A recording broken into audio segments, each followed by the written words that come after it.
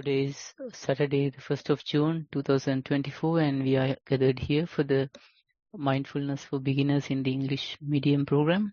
And I would like to welcome Venerable Bhante, Homagama Dhamma Kusala Thero, to today's program, representing Nissarana Forest Monastery on behalf of all of us. Furthermore, I would like to welcome all of you who are joining through the Zoom session as well as the live stream over Facebook. Our program will commence with the in-session practice guided by Bhante, and then we will proceed on to the talk on mindfulness on the scheduled topic for today. After that, we will end the session after a Q&A session. So I would like to invite Venerable Bhante to commence with the in-session practice. Over to Bhante. Hello everyone. Today we can do an activity related to mindfulness. For this you need to gather some things, probably like a pen, piece of paper, some other things that you can grab quickly. Maybe like 5-6 things would be enough. So quickly gather them and we will start the activity when you are ready. If you are willing, it will be very nice to see you, the video on option for this activity.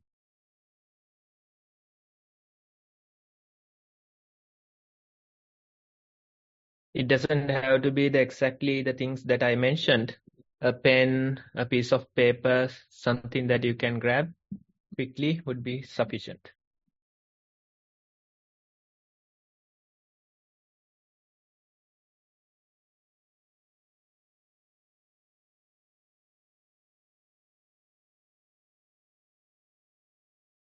Okay, I think you may have certain things gathered with you. So we will start the activity. This is simply the mindfulness in our daily tasks, doing various daily activities, how to be mindful and how to use these simple moments, simple activities to practice mindfulness. Okay, so first, if you take your palms like this, just rub them for a little bit. If you increase the speed a little, if you increase the pressure as well, so you can see the pressure there and the palms are warming up and your attention really goes to the palms of your hands, right? So this is just as a warm-up as well as just to give you an idea, right? Then if you take your fingertips with your thumb, you can touch the tip of each finger, right? Index finger, middle finger, ring finger, pinky. Notice the pressure. Notice how you are touching with your thumb. When you put pressure, you can really feel it. Then the middle finger, ring finger, and the pinky. Shall we try both hands at once? Thumb and the index finger. The middle finger, ring finger, and the pinky. Right? So the thumb, it can put pressure.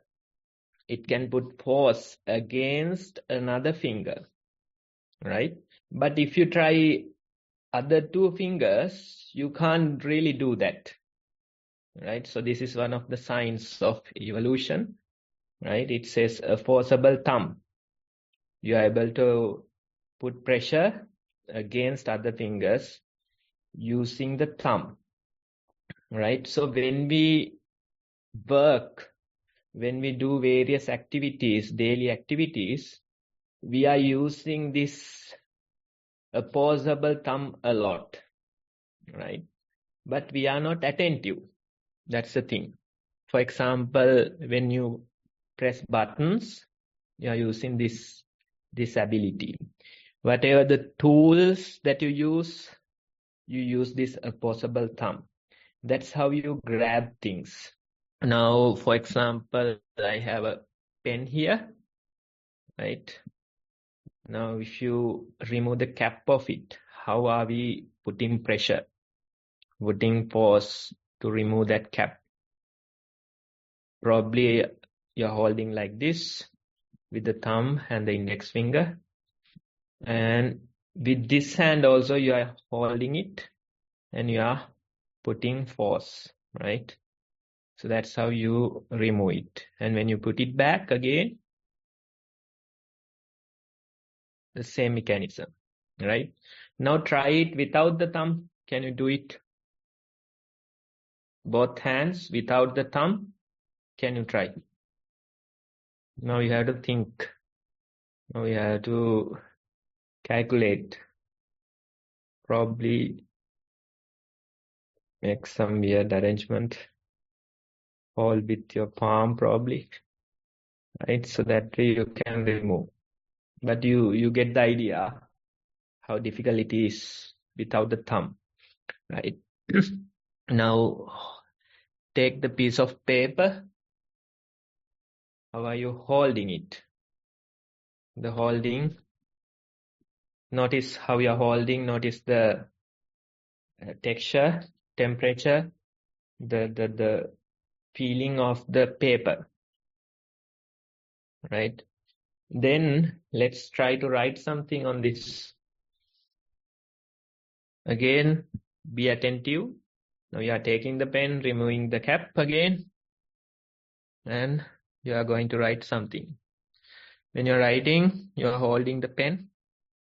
How are you holding the pen? Notice the fingertips. Notice how and which parts are touching. And you are going to write something.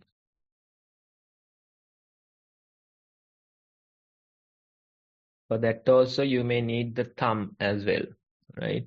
We are holding the pen in a way, and we are putting pressure, force with the thumb, right? So these activities we do a lot. So many such activities we do daily. And probably holding a phone. You have a phone with you? Not sure.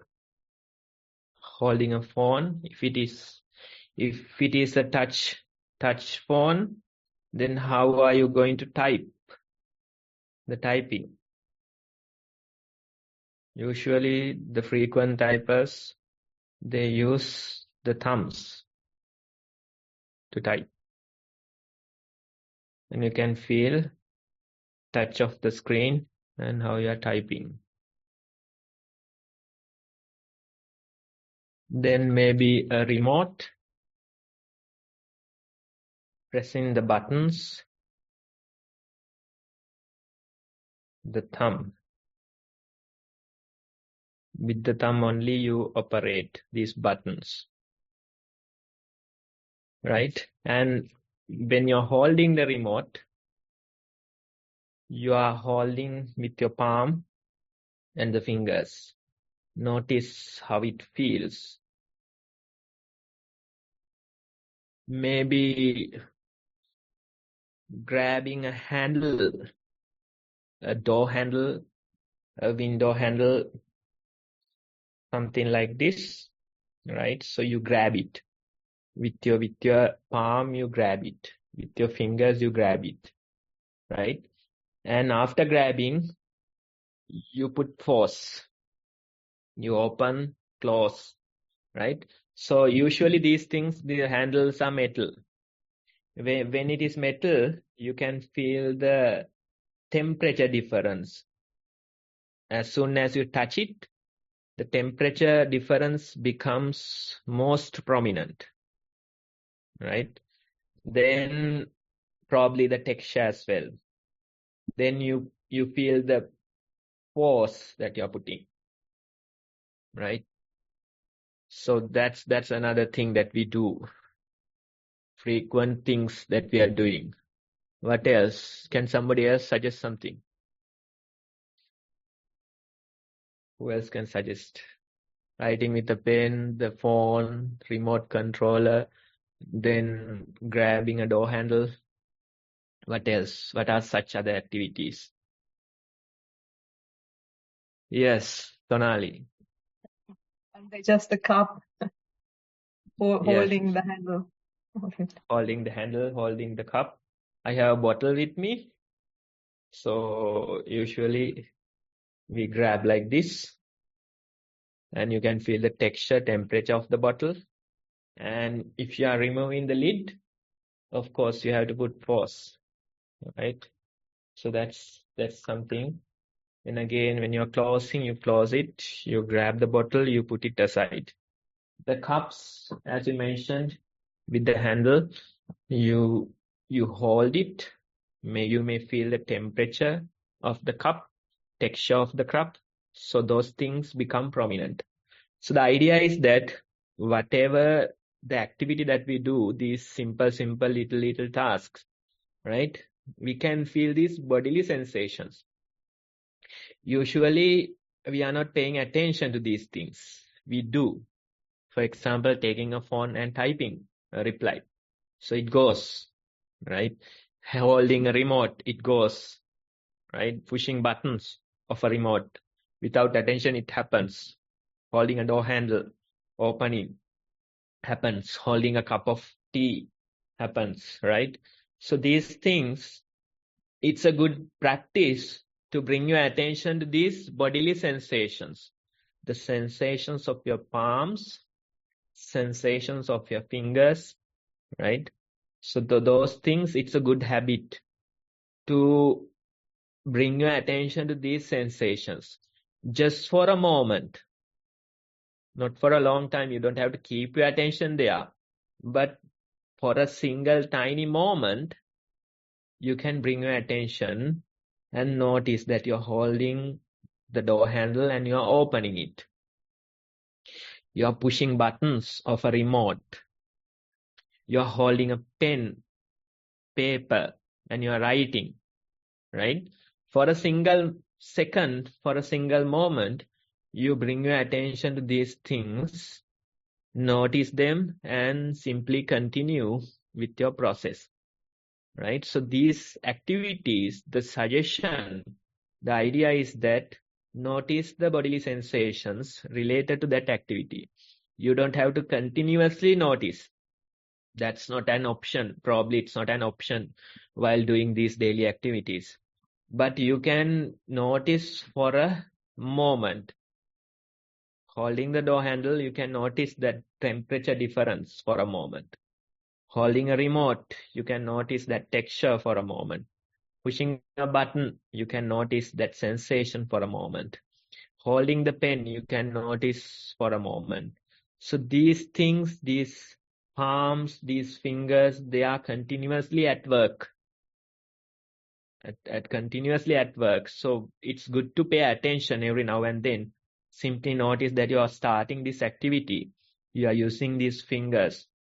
You are using the palm, right? Even the feet, the sole of your feet, you may be feeling certain things, especially if you are not wearing shoes or slippers, if you are barefoot, if you are probably inside your house, you can really feel the different textures, different things. Maybe with feet also we do certain activities. We put force not only for walking, other things also we do, right?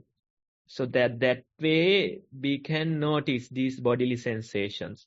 It's a good habit to bring your attention to the palms as well as the soles of your feet while doing these various activities. Just for a moment, notice the fingertips, notice the texture, temperature of your palm or the object you are grabbing, right? So that way we train ourselves just for a moment how to bring attention to the body while doing something, right? So that's a good habit for you to develop while functioning in your busy lives.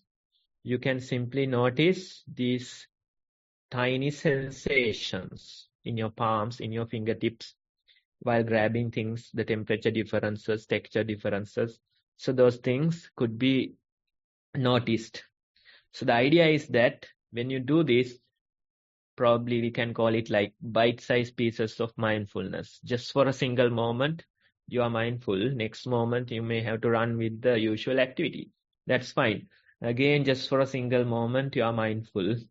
And then you continue with your usual activities. So that way, we are reminding ourselves to bring attention to the body while doing these simple menial activities.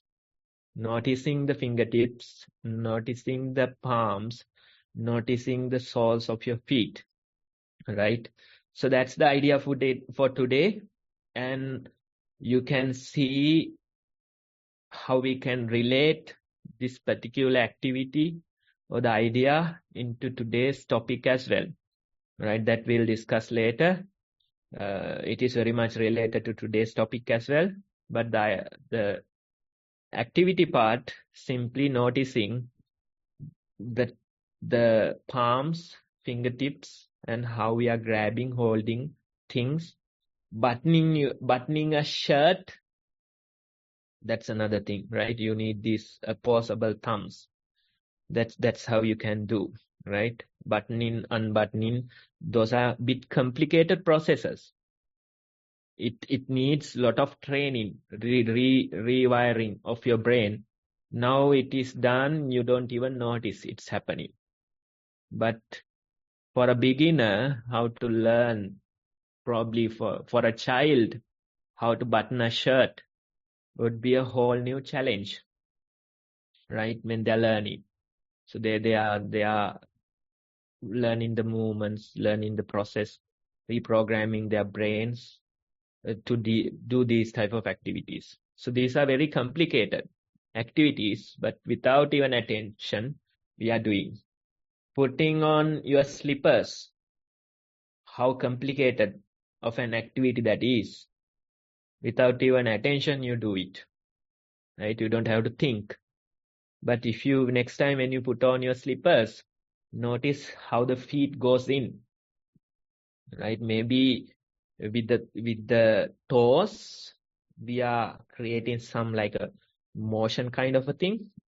And that way only we can go into the slippers, right? So these things are very nice, so complicated, but we are not noticing because we are in this autopilot mode.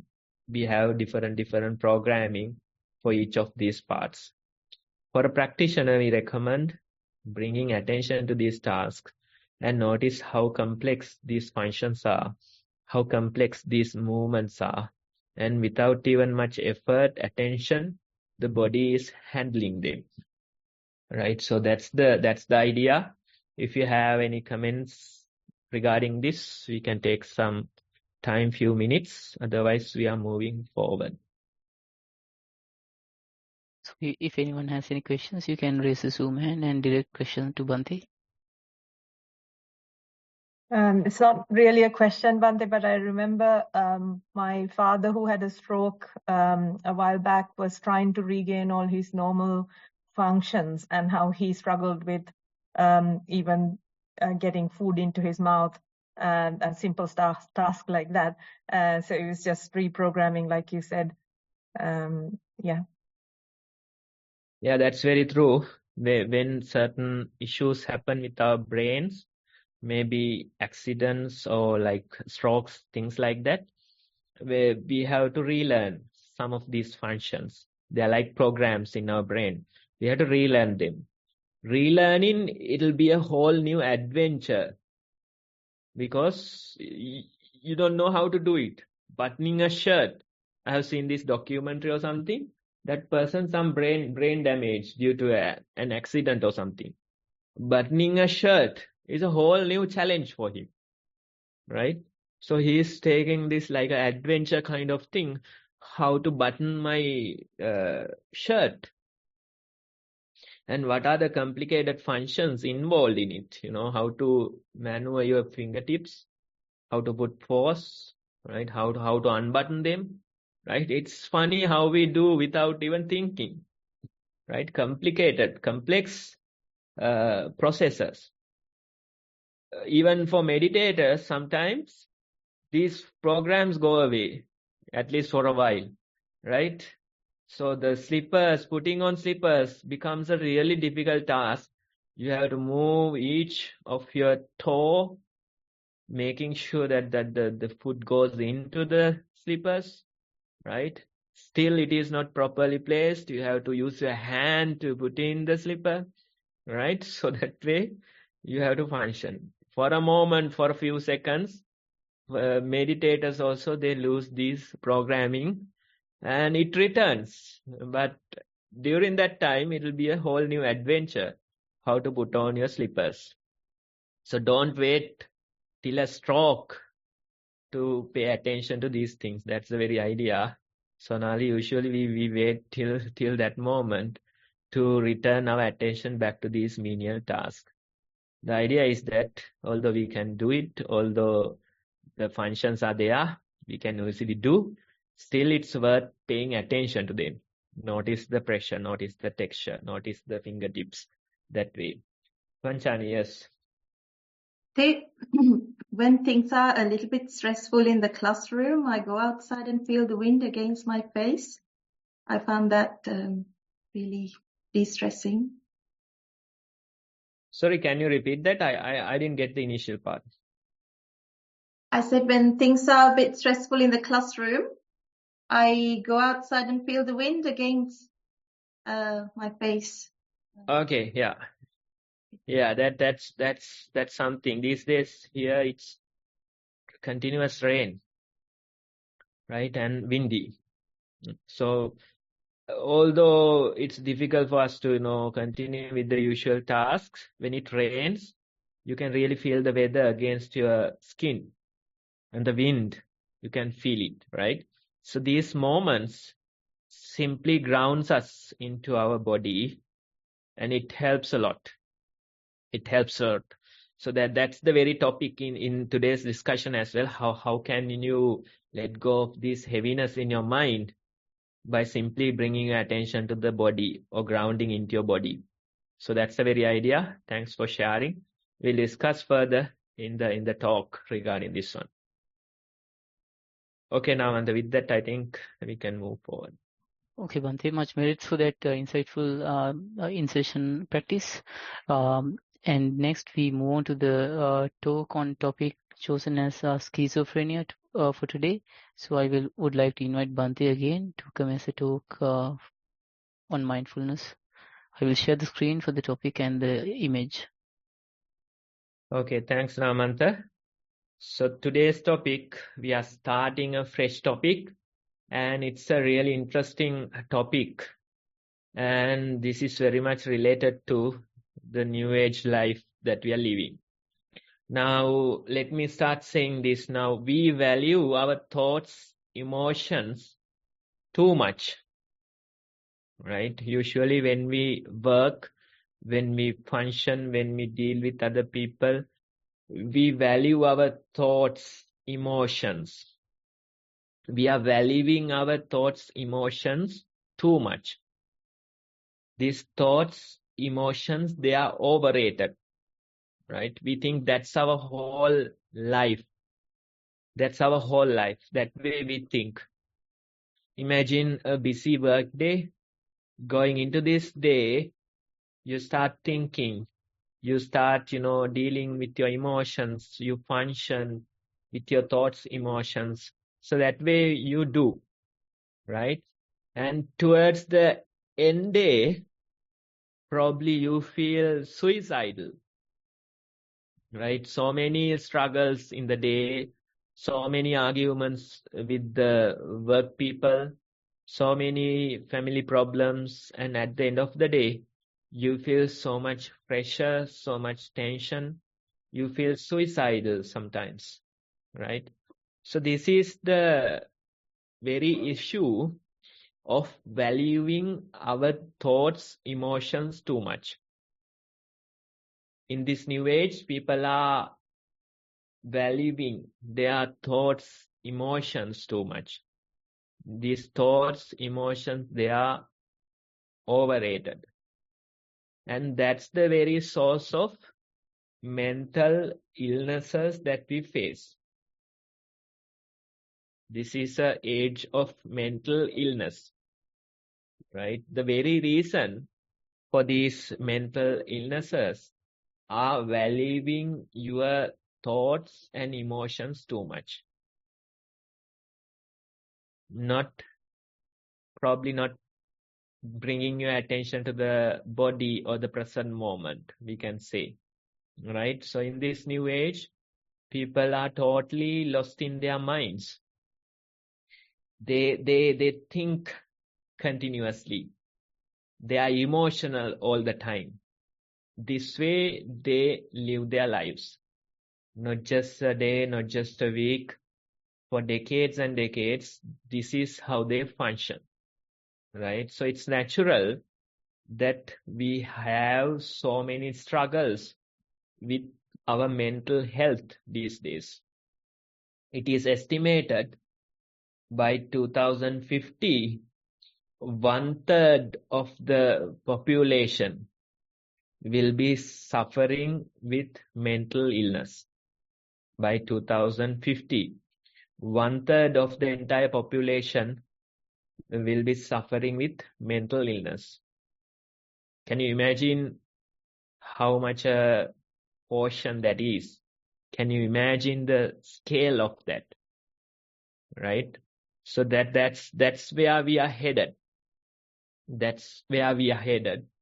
Even in today's world, depression is the number one disability. That's the number one disability in this current world. And by 2050, 1/3 of the entire population will be suffering with mental illness, right? So you can see the scale of it and what are the results of these mental health pandemics. Now with the COVID, this has started peaking. This got a lot of energy boosting during that time. But now only we are seeing the real results of that. So in a way, we are heading into a mental health pandemic. In a way, we are heading into a suicidal pandemic, right? So that's the extreme of the mental health, right? So this depression, all these mental health issues, we are heading towards this type of a mental health pandemic, this type of a suicide pandemic. We are heading towards them, right? So in a way, what is the reason? What is the very reason? We are always lost in our minds. That very reason is making us ill, making us sick, make us forget the present moment. And usually we go away thinking, without remembering the present moment that we live in, right? So this is what's happening. That's the real issue in this new age.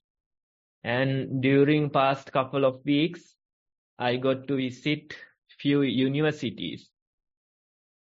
And we did this mindfulness introduction program with the topic of mental health. And during those times, the lecturers, the teachers, they were sharing the current situation of those institutes. They are saying that the students, most of them are depressed. These exams, this pressure, they can't handle. Some of the children, during the exam times, they become bulimic. They can't even retain their food. They vomit it out, right? So these type of issues, even the teachers see, right? During the exam periods, these children, they become bulimic due to the pressure. They can't properly eat. They can't nourish their body. They are suffering with depression, stress, right? So this is how. And one of the universities, they were sharing sad news, horror news. They were saying that one of the second years committed suicide a week ago. And this fellow, he went to a highway crossing and he jumped into the highway, targeting a vehicle. That's how he decided to take his life, right? So these things are real. These things are happening. Many of the students, they are suffering with stress, depression. Some are suicidal. Some can't handle their pressure. So this is how it is, right? In a way, we are valuing our thoughts, emotions too much. With that, various different issues come. Depression, stress, then can't handle your thoughts, emotions, all those things come. You become bulimic, you can't even retain your food. You become suicidal. And sometimes you start hearing voices, hallucination. Those things are also there, right? So that's the very idea. When you become schizophrenic, you hear voices. I have seen this very nice documentary. It's like a simulating a life of a schizophrenic person, right? And this person, he put on some headphones and he has to deal with the usual day-to-day life. In these headphones, there are voices. These voices, sometimes they are whispering. Sometimes they are very loud, screaming. Mostly related to the current activity. The present activity this person is doing, the voices are also related to that. So this presenter in that documentary, he is simulating the disease he's experiencing. He goes to buy a newspaper, and while talking to the vendor, the voices are saying something else. So he can't even deal with the real person because the voices are disturbing him. And then he goes, sit, answer some questions, probably some interview or something, right? He can't write the answers because these voices are distracting him, suggesting something else, commanding, sometimes whispering. So his attention is always distracted. Of course, this person's voices are in the headphones, but still the real patient, they'll hear these voices in their head, right? So these things are real mental health issues. And you can't even imagine how much these patients suffer. You can't even imagine. After for 20 or so minutes, that person is saying, this is really depressed. I can't wait to get these headphones off. Right? He knows that it's the headphones. He's saying that this is really depressing. I can't function. I can't wait to get these off. That's what he's saying. But when the illness is real, you can't get rid of the voices by getting rid of the headphones, right? So that's the thing, right? So these things are real. A lot of people, they are suffering, and you can't even imagine how much these people, they suffer in their minds. You can simply get an idea, but the real suffering would be much stronger. When a person is depressed, if you have suffered with depression in a certain age of your life, you may have an idea how much of a burden that is, how much of an obstacle that is, right? So this is the life that we are living. This is the present world that we are living. So those universities, although they teach these students. They give a lot of knowledge. At the end of the day, maybe they fail as an institute. We fail as a system, right? So that's the thing. So it's high time that we find solutions to these mental health issues. That's really important. That becomes more and more important. If you start valuing your thoughts, emotions too much, you forget the present moment, you forget where you are living, and you are doomed in your mind. That's the reality.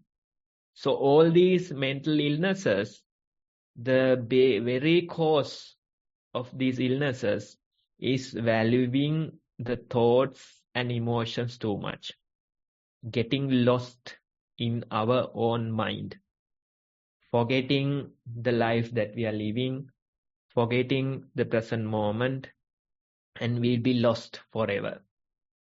We'll be lost forever, and you can't even imagine the suffering that those people have to go through, right? So there could be a genetic part, genes, there could be a huge role that the genes are playing, but still your life patterns, your life habits, they matter a lot, right? So that's why those epigenetics, if you go and read them, you realize genes, they play a huge role. Nature, it is called the nature. But nurture also has a huge role, right? Nature versus nurture. So epigenetics, they are finding more and more details, although there could be genes in our body related to these illnesses. The nurture part, the environment, the choices we make, it plays a huge role as well. So you can't really blame only the genes for these things. Your lifestyle matters. The choices you make matters, right? The friends, the environment that you are in matters, right? So in a way, we too are responsible for our own lives. In a way, we too are responsible that we are sick in our mind, right? So this is the very idea, getting lost in our own thoughts, emotions, forgetting the life that we are living, forgetting the present moment.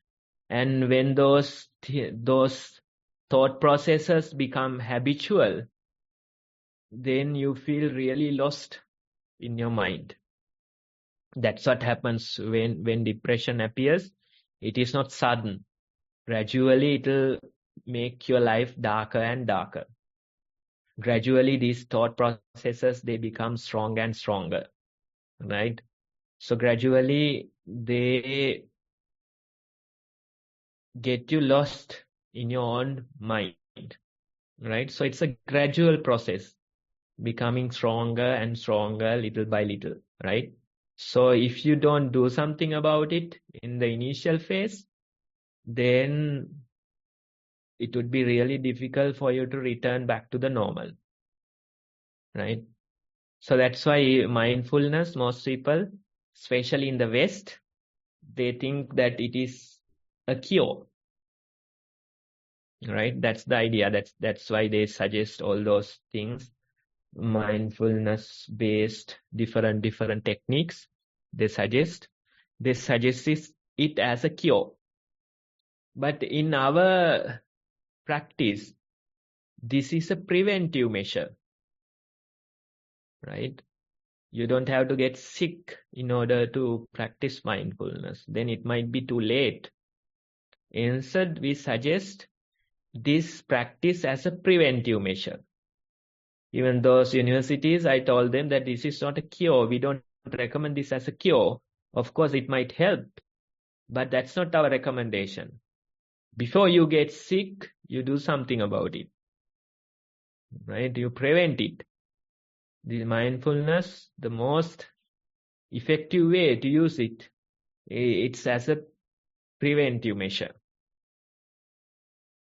You don't have to wait till you get sick. Then it will be difficult for you to return to the normal. Right? So that's the very idea. When you start practicing, you are preventing your future mental illnesses. You are preventing the depression that might take you on at a later time. Right? So that's the very idea. That's the very idea of the practice. Now, when we practice, we recommend, let's say for a beginner, we recommend that they bring their attention to the bodily sensations. That's our recommendation. While walking, we tell them to identify a prominent bodily sensation. While sitting, identify a prominent bodily sensation, maybe your breath or the belly movements of your breath. Even doing your daily activities, identify a prominent bodily sensation. That's the very guidance given. And repetitively bring your attention to these bodily sensations, the prominent bodily sensation that you have selected. You train yourself repetitively to bring your attention back to the body. That's the very training. So most people, they don't like this, getting their attention to the bodily sensations. They prefer that I'm a meditator, I feel like emptiness, I feel like flying. All those things they are saying, even the beginners. There's a fellow here, he came a few days ago. Whenever he's talking about his meditation, he's saying, I feel the emptiness, I feel like my body is floating, all those things, that's what I feel. That's his idea. Right? Of course, you might feel something like that, but that's not our priority. Right? Instead, simply ground yourself to your body and notice the sensations at your feet while walking. Notice the belly movements while being seated. Notice the texture, the temperature of different things, objects that you are touching with your palms while doing your daily activities. So that way you have to train yourself. That very foundation is important. Although these bodily sensations are simple, although these bodily sensations doesn't have much value, we recommend, especially a beginner, to bring their attention repetitively to the bodily sensations. What is the purpose of that? The very purpose is that your body is always grounded. Your body is always present. Whenever you have your attention with a bodily sensation, you are assured that your mind is present. That's the very idea. There is no real magic in the body. But whenever you feel bodily sensations, your mind is grounded. That's why we use these bodily sensations as the reference point of our practice. Whenever we practice walking, we use this bodily sensation as a reference point. Even the breathing, we use it as a reference point. Repetitively, we come back to this sensation. That's what we do. And when you start this, especially a beginner, they notice so many thought processes. They are so powerful. They take you away. You feel like a bird in a storm, right? Your mind is taking you away with so many thought processes. So you can see these thoughts, emotions, they are really powerful in a beginner. That's why they can't even come to the breath. They say, I can't even notice my breath. I can't even notice my steps. That's how they say. But when they train themselves again and again, they start to feel at least the breathing for a couple of times. At least couple of steps they can catch. Still the thought processes are so powerful, but this person knows where his attention should be. Right? So when we start practicing, we can really feel how strong these thought processes are, how much of a value we have given to them. It's an indication of the value that we have given to these thought processes. It's an indication of, it's an indication how much ill we are in our mind, right? These thought processes, they are the source of our mental illnesses. These emotions, they are the source of our mental illnesses. So in a way, you feel how much ill am I in my mind. Now, a couple of weeks ago, one person was sharing their experience and said, I got distracted. I walked for 20 minutes, and during these 20 minutes, I got distracted for 19 times. Right? So that was their experience. For 19 times, I got distracted. At least now you have accounts. You know what's happening. So that's considerable improvement over your earlier condition.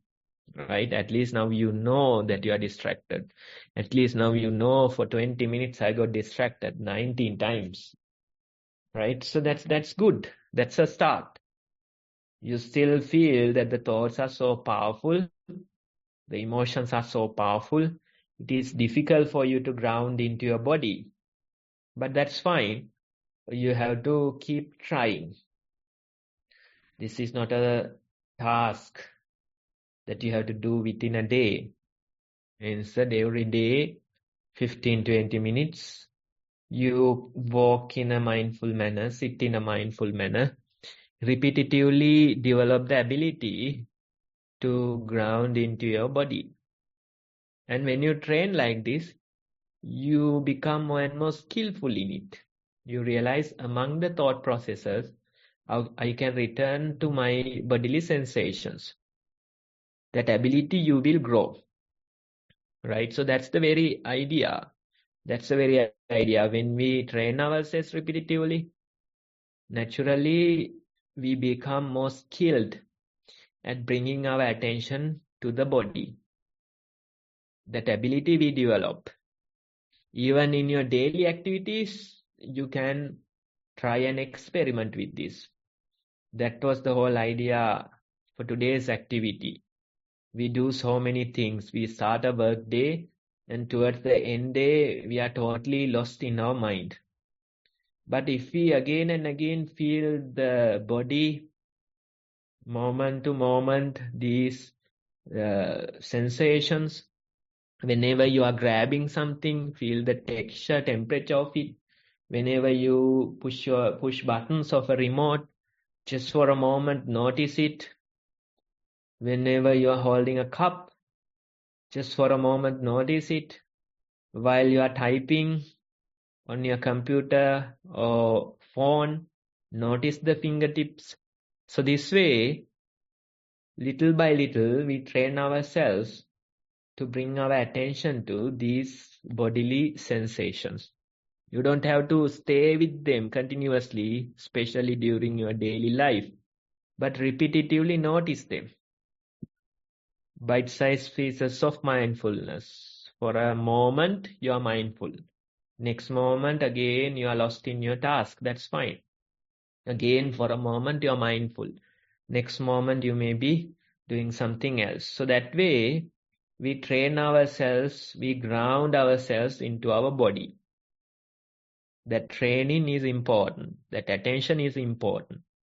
Now, those university students, they are in a continuous rat race, right? Exam times, they are continuously in a rat race. Again and again, trying to get these things done. And in the meantime, they forget their bodies. They forget the present moment. That's what happening to them, right? So if they have this habit of grounding themselves into the body, then they may not feel so much stress in their mind. They may not feel so much ill in their minds. So that's the very idea. So after introducing this practice, we did it was a 1 hour program. in these different private campuses, right? Introduce mindfulness, do walking, sitting, and a small discussion. That's the structure of the program. So we did a sitting session as a group, we did a walking session, and at the end we had a discussion. Multiple locations, this was the same structure of the program. So one of the universities, there were probably 300 children gathered in the lobby, and they all participated very eagerly. And during the sitting time, you can feel the wind going through this lobby, right? The natural air conditioning was very nice there. So it's in a hill or something. You can feel the wind going through the passage. And there's this rain falling outside. Then the Vesak period, no? So Vesak lanterns, they make noises in the wind. And there were some bells which were making noises with the wind, right? So that was the whole combination of that moment. The wind touching your skin, the wind making noises of those Vesak lanterns. There was some nice sounds from the bells due to the wind. And among all these things, we feel our body. Among all these things, we feel the breathing. So after the sitting session, when I got to talk to them, I told them that notice that moment. You could hear the sound of the rain. You could feel the wind flowing through this passage, touching our skins. You could hear the Vesak lanterns. You could hear those bells in the wind. So among all these things, we feel the breathing, we feel our body. This is the miracle of the present moment. Nothing else, nothing greater. Simply noticing this present moment, right? If you can notice it, you see it's like a miracle we are witnessing. All these things are happening and we simply witness it. We don't have to think about it. There's no value in thinking about it. Instead, simply witnessing this very moment. So there were like a 300 people, 300 children, that type of a crowd. But you can even see their facial expressions change during that 20 minutes of sitting. They sit in a very tense manner, right? But when they sit for a while, we can see that the facial expressions are also relaxing. They become less tense in their body, and it's the appearance, the facial expressions become pleasant, right? So that's how it is. That's the change that's happening, right? Even within few minutes, even for the first time of your life, you can experience this. Most of these children, they were practicing for the very first time, right? They didn't know what they were doing when they started. But gradually, when they sit for a while, even their body relaxes. Their facial expressions relaxes.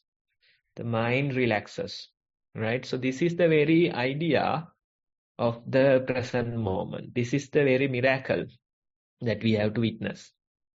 In this today's world, we are thinking that those thoughts, they are the valuable ones. Emotions, they are the valuable ones. But if you really bring your attention to the body, you understand the value in the present moment.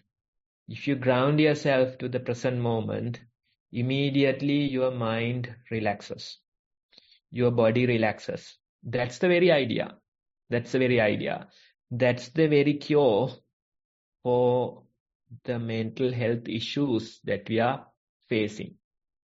In this new age, it's a huge challenge. This is the very way. This is the very idea. Okay, so you have to continue with this. You have to spread this message. Even those children, when at a young age, they are totally lost. They don't know what they are doing. They are lost in that mechanism, right? It's like a huge machine that runs. They are just a part of that machine. Exams come, semester starts, semester ends, right? All those things happens. And they just become slave to that huge mechanism. But they have to understand the importance of their mental health. And the way to improve is simply to ground into the present moment. That's the very idea. That way, if you continue, I don't think you'll face mental health issues like the majority of the society, right? Initially, we may have to take it slow, but with time, we can develop that ability. With time, we can be healthy in our minds. That's the very idea. So that's today's quote as well. The worldly drowns in the same waters in which the noble swims in delight. Right? So that's the very idea. The worldly people, they drowns in the same water where the practitioner swims with delight. Right? Same waters. But the practitioner, they know how to swim in this water. The other people, they end up drowning themselves. What can you do? Right? So if you have developed that ability, then you realize these thoughts, these emotions, I don't have to give that much value to them. Instead, you are repetitively grounded to your body. As a habitual behavior, you are grounded to your body. And the pressure you get from these thoughts, emotions, they become less and less. Some people, they ask the question, Bhante, how can I function if I don't think? How can I function if I don't get emotional? That is a popular question, right? Not from a beginner, maybe from some people who have practiced halfway or something like that, right? So they ask, how can I function? I have to think so much. I have to deal with these things so much. How can I function without these thoughts? How can I function without these emotions? That way you think. But in a way, we are not totally discarding the thoughts or emotions. We are simply reducing the value a bit. That's all we are doing. We are not getting rid of them. Instead, we reduce the value that we have given to them. And when you reduce it, you can really see these thoughts, emotions, they become useful at times, but you don't have to torture yourself with them. You don't have to plan so much, right? And the practitioner, they realize nothing happens according to the plans that we have done. That's some deep realization, Things happen mostly not according to the plans, right? Without planning, sometimes you do things and they happen perfectly. Those type of experiences will come when you let go of these thoughts, emotions, when you reduce the value that you have given to them. And with that change, your life will be much more simpler. Your life will be much more peaceful.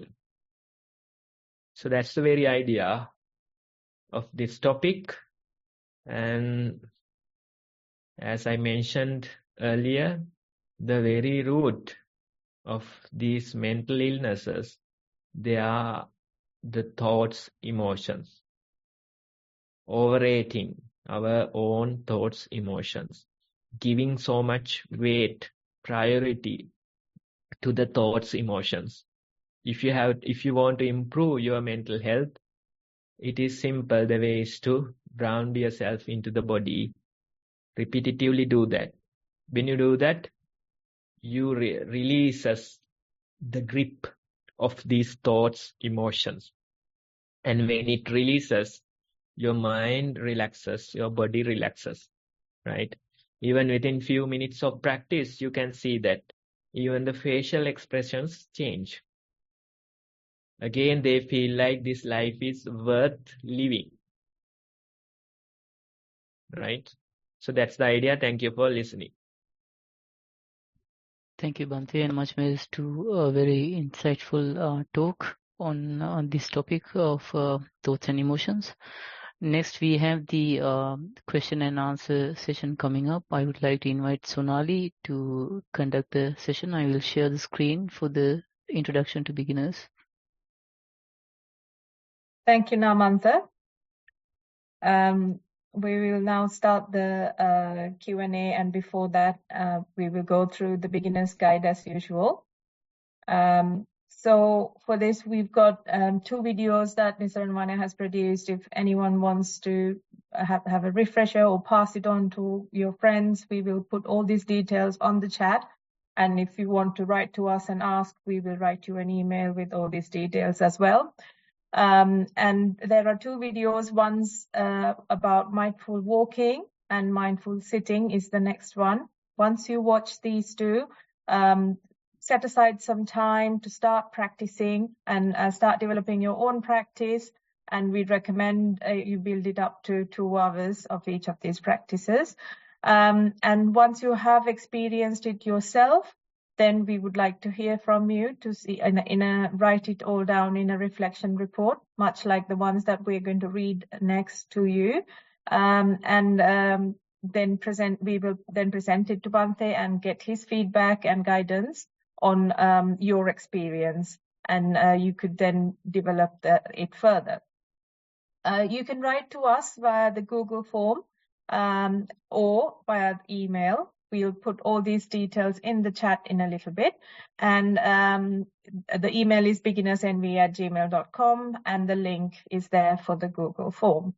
And we also have all of these available on to download to listen later. And this is on the Nissarana Vanaya website, and the links are again shared on the chat section, as well as it will be available on the Nissarana Vanaya website. Now we will move on to this week's report. We've received 2 reports. I will start with the first one. Starts off with the mindfulness of the day. Noted severe pain in one shoulder on waking up. Watching mind immediately recognize the worry that arose briefly. This passed as the next thought recognized it as just an unpleasant pain that is not permanent, and had risen with cause and conditions coming in the place that there was no control over it, its arising or passing away. The mind calmed immediately, noted difficulty lifting the arm without supporting it with another hand, decided to watch the changing nature of the pain, and noted how the pain shifted, which positions made it worse, continued using arm as best as possible. This condition on and off for 3 days, and on 3rd day, pain had disappeared. No painkillers were taken during this time, and then mind not aware would try using arm, and severe pain arising with mind taking the pain as an object. Sitting meditation.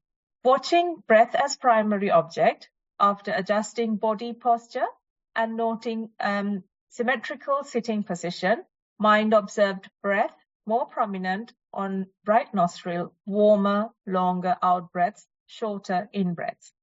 Mind shifted to thoughts, went back to breath. Then noted pains, sounds, kept going to breath. Noted heartbeat, breath became subtle in swinging motion, disappeared and reappeared after short time. Distortion of nose and perception of angle of air entry changed. Noted air entry more prominently on left after a while. Meditated for 45 minutes. Walking meditation. Noted placing of each foot, heel, midfoot and toe. Lifting and when no contact with the floor, the ending of the lift. Thoughts, sights, sounds noted, at times distracting, but mind kept coming back to the feet. Noted that attempt to avoid the insects, the preference of mind to walk on non-muddy paths, the ground becoming less muddy as the sun fell on the ground, walked for 1 hour. With much gratitude to Bhante and the organizers, that is the end of report, Bhante. Okay, thanks for sharing. Now, this report, we can relate to the same topic that we are discussing. And as you mentioned, that when some illness comes, when pain comes, right? How much we worry in our minds. When something goes wrong, how much struggle we do in our mind. This is the very nature of mind. So in your report, you see, waking up, feeling the pain, the mind starts worrying. You have to give the idea to it, saying that this should be okay. You don't have to worry so much, right? Why? Because the habitual worrying is there. Now imagine some other person might go to the hospital, might consult a doctor. He will say it's not a big issue, just let it be. Then he's not happy with this doctor's opinion. He may go find another person. So this is how we live our lives, right? At least let the sickness come. If it is serious, if you need assistance, of course, you can go later. As soon as it appears, you try to start worrying, finding a solution quickly to solve this matter, and you end up suffering so much in your mind. Same goes when something goes wrong. When something goes wrong, again the same process happens. We want to fix this as soon as possible. Even the world has to stop till we fix this matter. Right? So that's how it is. That's how it is. And again, struggling, suffering in their minds, and even the surrounding people, they suffer. The family members, friends, they do suffer. Right? So this is the usual behavior. This is the usual behavior. But in your mind, you tell it, no, it is not necessary. I'll bear this and see. Sometimes the sickness comes. If you don't worry about it too much, it will go away within a couple of days. You don't even notice that it has gone away, right? Because you weren't so much concerned about it, right? This body, as long as we are having a body, we have to deal with pain. We have to deal with daily friction. Those things are there. There might be some cause for the pain, right? Maybe it will go away. Maybe you'll have to get some treatment. That's fine. But this worrying part, I'm pointing at. Again and again, we are worrying so much, trying to solve this, right? So this is the very nature of our minds. That's why most people, when they get an illness, maybe a permanent illness, something like that, towards their midlife, right? They end up surrendering to this illness, and they think this is it, right? So they have given up, they have surrendered to this illness because they are worrying so much in their minds.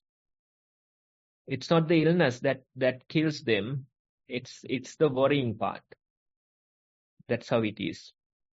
Even this funny thing, getting a snake bite. The main cause for death is worrying, getting anxious, fear of dying, So those are the main causes of death, not the poison itself.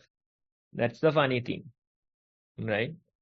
Even with a poison, a venomous snake, if you stay calm, the poison won't spread so much.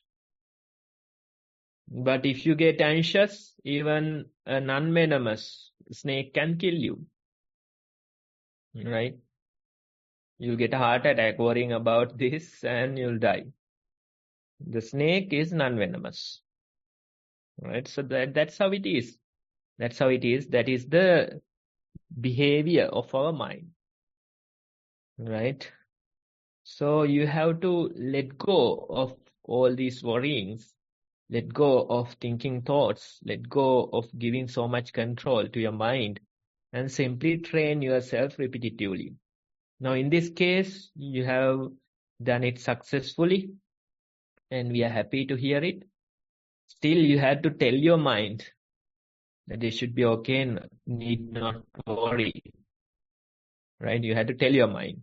But with repetitive training, imagine a day there's a illness or sickness in your body. This worrying doesn't come. The sickness will be there for a couple of days, and when the time is right, it will disappear. No worrying part was there, right? So that type of a change will happen. That is the real thing. That is the real practice. Still, you have to give this suggestion to your mind, right? But a later day, you won't even notice. You'll simply accept it as a part of your bodily sensations. You'll simply live with it for a couple of days, and maybe it will go away after a few days, right? So that is where the practice will lead you. Still, in your mind, you have to suggest. It is habitually worrying. But imagine a day where the mind is habitually not worrying. That day will come with repetitive practice. That is the very idea, right? The pain comes, you are not moved. Pain stays for a couple of days, you are not moved. The pain goes away, you are not moved, right? So that acceptance will develop with time. This is the same process. I am not against, getting necessary medical care, right? You can go and take it when necessary. But in this situation, you can see for a couple of days, you stayed with it and it disappeared. If it didn't disappear, of course, you can go and take some medicine. That's fine, right? So that's the very idea. Without this worrying part, we function. Without this worrying part, we either the body either heal itself, or after a few days we go take some medicine. Without that worrying part, that's the very idea. Now, even in the animal kingdom, they say that the elephants, when the death is near, they go to this special location. They simply lie down, graciously accepting the death, right? So even the animals, they have that nature. Elephants, they are extremely intelligent. So they simply lie down, graciously accepting. Imagine humans dying. They scream, they go to different places, they pray for God, right? So many things they are doing somehow to live forever. That's not possible, right? So instead, imagine if you can also graciously accept the death when it is near. That's the very idea. You don't have to suffer so much. Simply accepting. That acceptance will come only with the repetitive training. Otherwise, always this worrying part is there, right? Automatically we worry. But with repetitive training, You can see even the worrying part goes away. Now you don't have to do anything about it. You simply, the pain comes, you are not moved. The pain stays, you are not moved. The pain goes away, you are not moved. That's the very idea, right? We can graciously accept whatever the pain or the illness or even the death. That training we have to do for so many years we have to do, then only we'll be ready to face these things like that manner, in that manner. Right. So thank you for sharing. This really goes with today's topic as well. For an illness, how much we worry in our mind. For a snake bite, if it happens, how much fearful will us become. Go through an accident, facing an accident, our heartbeat rises just because of the accident, not that we are injured, right? So this is how we are. This is how we are. But with repetitive training, you can get rid of that worrying part and it will help you to accept whatever that comes your way graciously. Thank you for sharing. Thank you, Bhante. There's another report received. I will move on to that one. Mindful sitting. Sat on the low stool, attention soon moved to breath. First, in and out breath around nostrils, and then subtle breath arose, and rise and fall of stomach noticed. Some pressure points of body noted, breath noted around nostrils again, peacefulness in mind. Not sure if sounds heard, thoughts from recent past appeared, observed when proliferation started with random thoughts that arose. At this point, the storytelling fell away. Calmness in mind and stillness in body felt. Breath was subtle, sat for 1 hour. Mindfulness during the day. It was interesting to notice the beginning of transition in mind at the end of 3-week holiday in Sri Lanka. Last day was reserved for packing, checking weight of luggage and other practical tasks. Woke up that day and noted that much of the thoughts were about getting to airport the following day, about returning home, the weather at present there, and starting work again. While this transition in mind was taking place, the body was totally in Sri Lanka. That mindfulness showed that the body is usually in the present and that the mind lives in past, future, and only part of the time in present. This transition of mind was also there with planning of trips during the holiday, but realized that these were felt or noted much less. It was much more highlighted with the activity of leaving the country. Then another observation showed that the familiar agitation of packing or making sure everything that would fit in the luggage or that weight would be within allowed range was not taking place. These were not ignored and experienced more focus and less anxiety, which was calming. Having returned and started working the following day, the so-called jet lag had no space to take hold. Many mentioned it would take a few days for the body clock to readjust, but this time it felt seamless. Dear Bhante, look forward to your valuable feedback. Much merit to you and the organizers. End of report, Bhante. Yeah, that sounds the proper way to enjoy a real vacation, right? Otherwise, you are planning for the vacation, worrying about getting there on time. Then in between, you worry about some other things. And at the end of the day, you are worried about returning, right? So in your report, without this worrying part, without these planning parts, it seems like the way to enjoy a proper vacation. That's the very idea.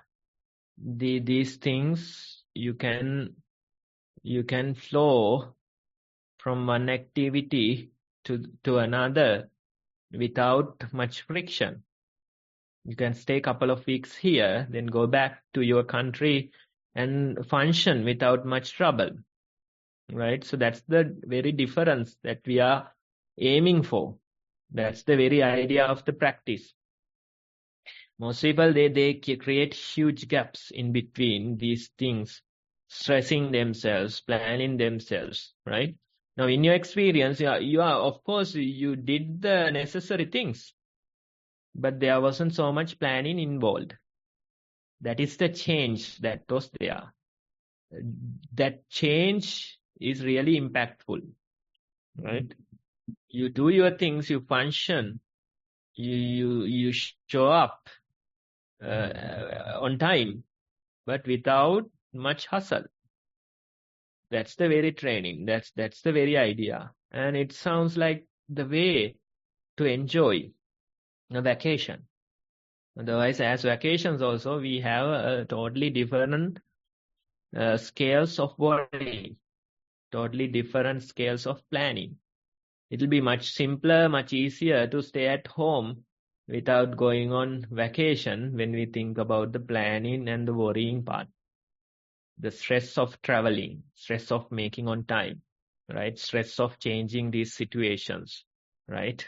So those things, when we consider, it will be much more pleasant to stay at home. But if you train yourself, if you know the practice, if you have progressed in the practice, you know that you can come to Sri Lanka for a couple of weeks, stay here without much hustle, then again go back to the country, start walking. That's the proper way of traveling. That's the proper way of enjoying a vacation. Otherwise, we are in a beautiful place, but worrying in our mind, planning in our mind, missing the miracle of the present moment. Yeah, that happens to most of the people. So we are glad to hear it. This way you continue to train yourself again and again. With time, it'll be much more smooth. The flow would be much more smooth even than the current experience. Thank you for sharing. Thank you, Bhante. Next, that's the end of the reports. Next, I think we have time for question and answers. If anyone has any questions regarding the practice that we did earlier or the talk on the topic today, or any of the questions, this is the time to raise your hand and ask the question. I can't see any hands raised. I think maybe we can count this as... Oh, there is a question, is it? Namantha? Is there a question or were you trying to take over? Take over. Okay, well, we'll call it the end of the session then. Over to you now, Namantha. Okay, thank you, Sonali. Much thanks to you and much thanks to Bhante, and thank you. So today we are approaching the end of another session on mindfulness for beginners in the English medium, and I would like to thank Venerable Bhante for his kind participation and effort in providing us with great insights and value in today's session. And we wish Bhante long life and great health, and also the ability to achieve Bhante's own objectives in this path of Dhamma. Furthermore, I would like to thank the Venerable Chief Bhante, Most Venerable Auderegama Dhammajiva Mahathero, for his insightful request to actualize this program in this manner. And I would wish him well in his own path in Dhamma. And then I would like to also mention and thank the whole team of organizers who are behind this program, and wish them good results in mindfulness practice. And I would also like to thank all of you who have joined today's session. Thank you for joining, and your joining into the session makes our purpose successful. And I hope that today's learnings will be established in your mind, and you will be able to reap many benefits by applying these learnings and teachings from today's session. And our program will continue next week at the same time, on the same date, that is Sri Lankan time at 1 p.m. Wherever you are located. And then I would like to wish you wish that all of you will be able to join. And until then, have a very nice and mindful week ahead. And we will see you in a week, and hope mindfulness will help you in all your endeavors for the entire week. See you again. Thank you.